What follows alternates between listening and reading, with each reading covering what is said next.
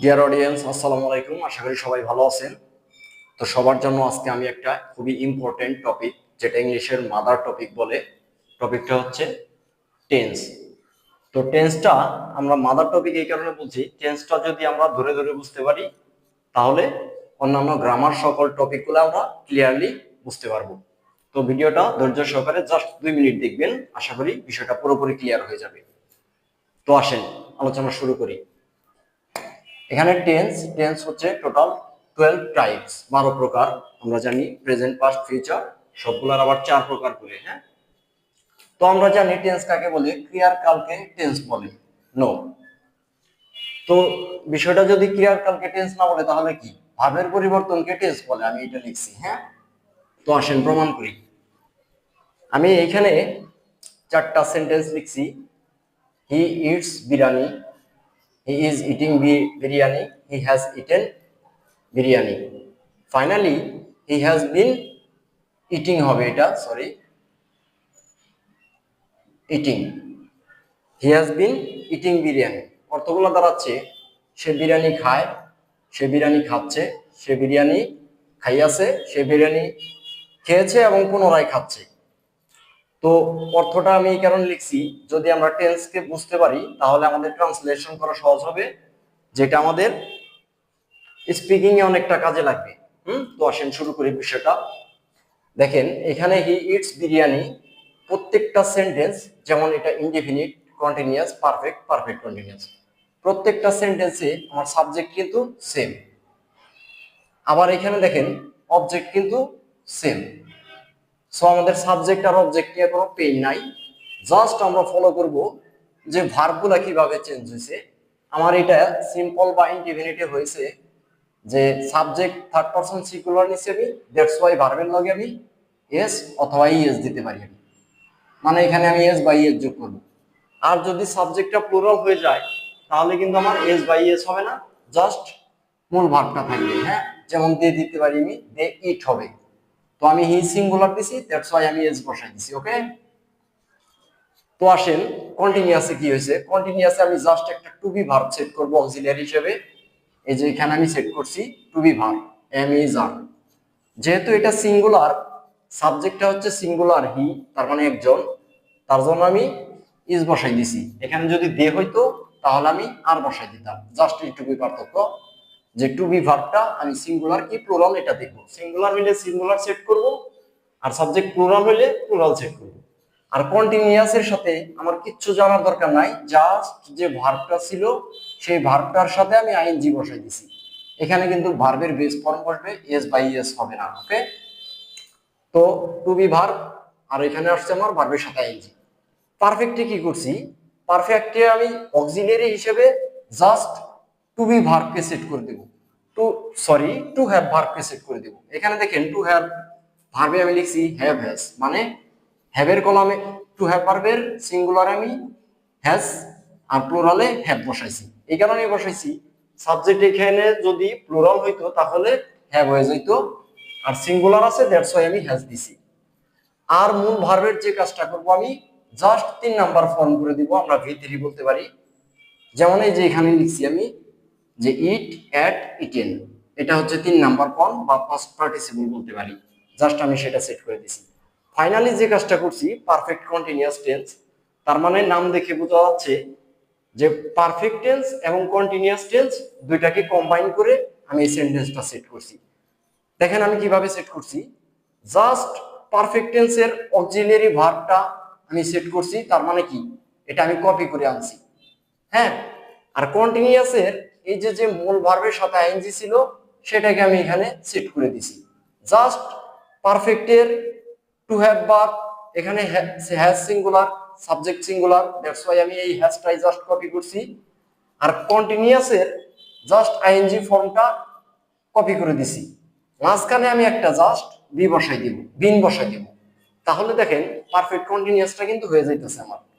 তো এইভাবে আমরা যদি ধরে ধরে প্রত্যেকটা টেন্স করি, যেমন আমি পাস্টে করতে পারি, আমি একই সেন্টেন্স লিখছি হি এট বিরিয়ানি। ওকে, তাহলে আমি এটা পাস্টে করছি, দ্যাটস ওয়াই এই যে ইট ছিল, ইটের পাস্ট ফর্ম আমি সেট করে দিছি এখানে এট। আর কন্টিনিউয়াসে যে কাজটা করছি আমি আগে যেটা করছিলাম ভার্বের সাথে আইএনজি আর শুরুতে একটা টু বি ভার্ব বসাই দিব। যেহেতু পারফেক্ট কন্টিনিউয়াসে টু বি ভার্ব হচ্ছে ওয়াজ ওয়ার পাস্টে, তো এটা সিঙ্গুলার, তো ইজ এর পাস্ট ফর্ম হচ্ছে ওয়াজ, তাই আমি ওয়াজ সেট করে দিছি। আর পারফেক্ট টেন্সে দেখেন জাস্ট আমি এখানে যে কাজটা করছিলাম টু হ্যাভ ভার্বের অক্সিলিয়ারি ভার্বটা আমি সেট করছি। টু হ্যাভ ভার্বের অক্সিলিয়ারি কি ছিল, প্রেজেন্টে ছিল হ্যাভ হ্যাজ, আর এই দুইটারই পাস্ট ফর্ম হচ্ছে হ্যাড। যেহেতু আমার পাস্ট টেন্স দ্যাটস ওয়াই আমি হ্যাড সেট করছি। আর এখানে আমি তো আগের মতোই করব, জাস্ট মূল ভার্বের ভি3 করব, এই যে ভি3 বসাই দিছি ইটেন। আর পারফেক্ট কন্টিনিউয়াস টেন্সে আমি যে কাজটা করছি জাস্ট পারফেক্টের অক্সিলিয়ারি ভার্বটা আমি কপি পেস্ট করছি আর কন্টিনিউয়াসের আইএনজি ফর্মটা কপি পেস্ট করছি। আর আগের মতোই এই যে প্রেজেন্ট পারফেক্ট কন্টিনিউয়াসে যে বিন আমি আনছিলাম জাস্ট সেই বিনটা আমি সেট করে দিছি। তাহলে কিন্তু আমার প্রেজেন্টের চারটা হয়ে গেল, পাস্টের চারটা হয়ে গেল। তাহলে অর্থটা কি রকম দাঁড়াচ্ছে, সে বিরিয়ানি খায়, সে বিরিয়ানি খাচ্ছে, সে বিরিয়ানি খাইয়াছে, সে বিরিয়ানি খেলো এবং পুনরায় খাচ্ছে। আর পাস্টে অর্থটা দাঁড়াবে সে বিরিয়ানি খেয়েছিল, সে বিরিয়ানি খাইতেছিল, সে বিরিয়ানি খাইয়াছিল, সে বিরিয়ানি খাইয়াছিল এবং পুনরায় খাইতেছিল। জাস্ট ইমাজিন দ্যাট অর্থটা আমার কিভাবে চেঞ্জ হচ্ছে। তার মানে দেখেন টেন্সের মূল বিষয়টা হচ্ছে জাস্ট প্রতি ক্ষেত্রে আমার ভার্বের চেঞ্জ, প্রতি ক্ষেত্রে ভার্বের চেঞ্জ, প্রতি ক্ষেত্রে কিন্তু ভার্বের চেঞ্জ কিভাবে চেঞ্জ হয়েছে সেটা আমরা ক্লিয়ারলি দেখতে পাচ্ছেন। তো আমার সাবজেক্ট আর অবজেক্ট কিন্তু কোনো প্রবলেম না, আমি অবজেক্ট ছাড়াও করতে পারতাম, সে খায়, সে খাচ্ছে, সে খাইয়াছিল, খাইতেছে, হ্যাঁ, সে খেয়েছিল, সে খাইতেছিল, সে খাইয়াছিল। তার মানে কি বিষয়টা হচ্ছে এরকম যে আমার ভার্বের চেঞ্জিং এর কারণে আমার মিনিংটা চেঞ্জ হয়েছে, অর্থটা চেঞ্জ হয়েছে। আমার সাবজেক্ট আর অবজেক্ট কিন্তু কোনো চেঞ্জিং আসে নাই।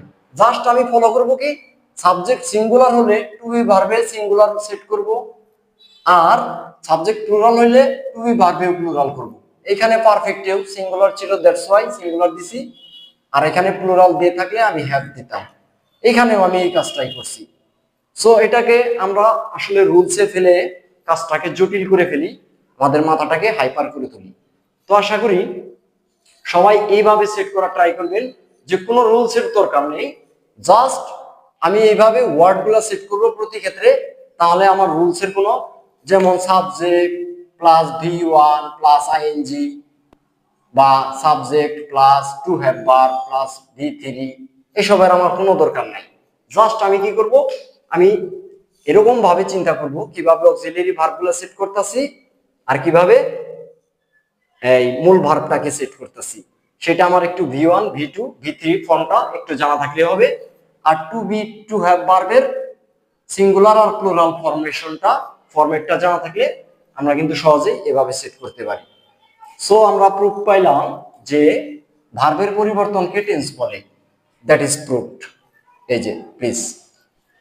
তো আসলে আমরা অনেক সময় এই রুলস গিলতে গিলতে আমাদের এত বোঝা হয়ে যায় যে কারণে আমরা গ্রামার গুলাকে জটিল বানিয়ে ফেলি।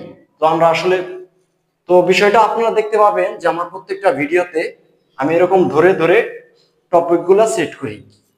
তো যারা আমার অডিয়েন্স আছেন, যারা আমার টপিকগুলো ভিডিওগুলো ভালো লাগে, ক্লাসের লেকচারগুলো, তারা আমার সাথে থাকবেন। প্লাস তাদের জন্য একটা সুখবর অতি শীঘ্রই চলে আসছে, যে তাদের জন্য আমি বিশেষ এই গ্রামাটিক্যাল বেসিক গ্রামারের একটা কোর্স নিয়ে আসছি, যেটা আপনারা জাস্ট 2 মাসের মধ্যে আপনারা এরকম প্রত্যেকটা টপিক ধরে ধরে পড়ে 2 মাসের মধ্যে আপনারা শেষ করতে পারবেন। তার জন্য আমি আপনাদেরকে একটা পিডিএফ বই সাপ্লাই দেব, ঠিক আছে?